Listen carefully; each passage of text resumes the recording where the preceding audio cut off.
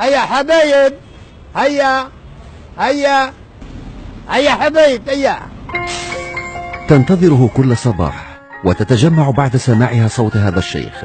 إنه رجل طرقت عصاه التي يتكئ بها باب 79 عاما لحد هذه اللحظات، منها 15 سنة أولى لحظاتها من كل صباح في خدمة الحمام إطعاما دون ملل ولا كلل.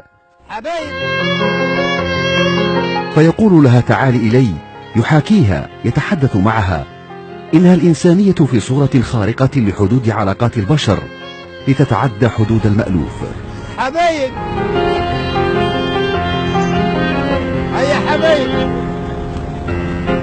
عمي رابح السعيد بإطعام الحمام قمحا، شيخ بجسد البشر بروح ملائكية بين الناس.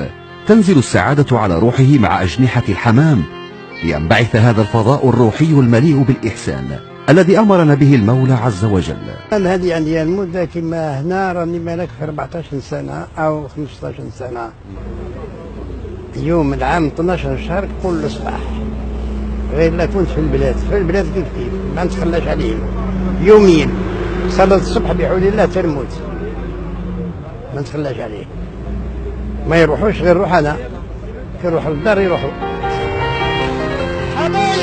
وأينما اتجهت خطواته تسبقه لأنها تعرف وجهته المقبلة.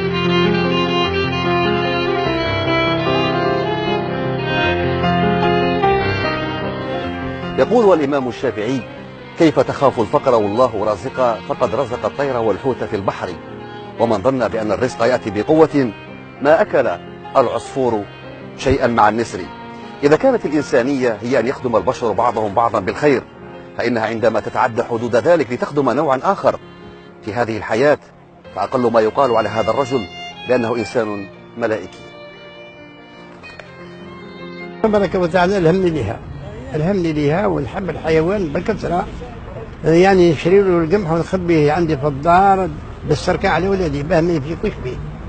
قالوا لي باللي كي راح هذوك الشهرين هنايا الحمام كل يوم يجي هنايا يستنى في عمي رابح، وقتها يطعمه وقتها يعطيه القمح.